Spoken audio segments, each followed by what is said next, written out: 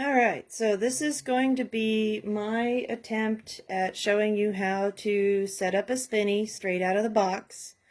Pardon the black in the corner of the screen. I've got my phone propped up on some flower pots, so it's at the right spot for putting this together. But when you get your Spin-e-Kube, it's going to come out of the box like this. You'll have this tall bearing support and probably the brake band attached to it.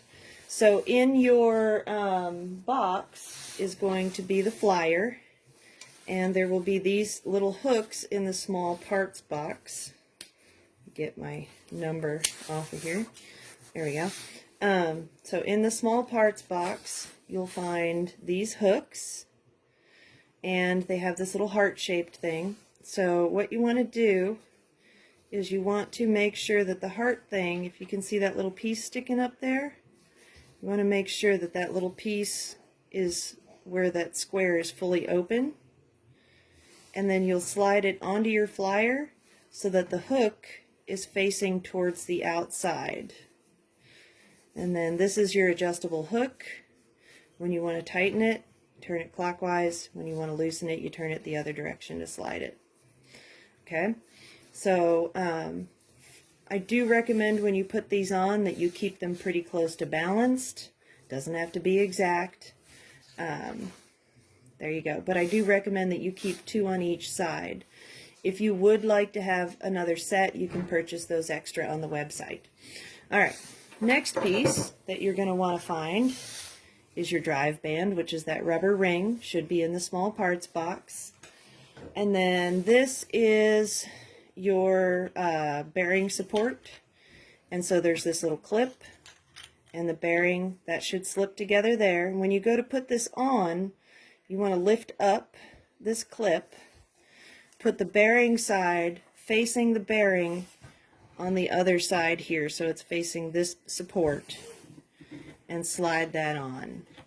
Practice that a couple times, because what we're going to do is we're going to take the O-ring, we're going to lay it on top so it's around the tall bearing support that's attached to the machine. Going to stick the flyer in so that it goes all the way in. Let's see if I can do it sideways. All the way in as best as you can.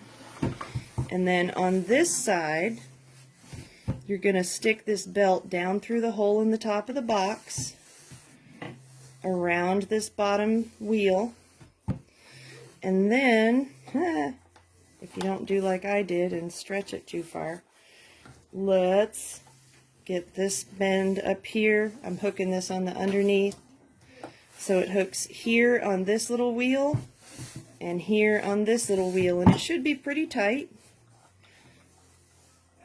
Okay, then I'm going to come around to the other end of the spinny.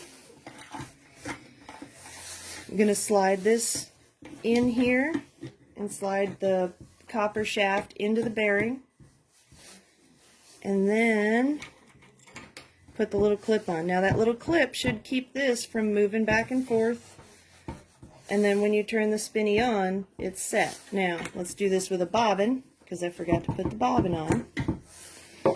The bobbin has a skinny end and a fat end.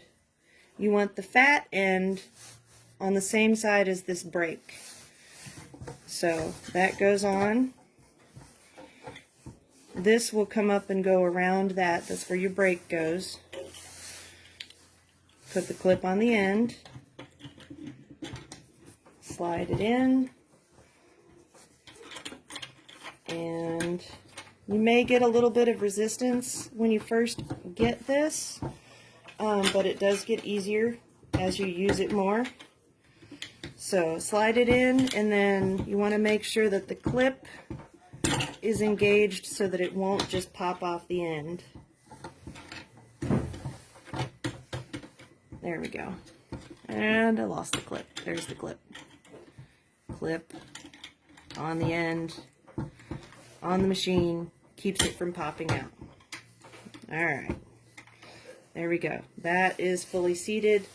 The brake band is going to go from this little hook here up and over your bobbin through this little hook down here, and then you kind of weave it in between these pegs. You can weave this any direction. I don't think it's all that important. But that is the basic setup for the Spin-e-Kube. When you attach your leader line, and I'm sorry I don't have a piece of string handy,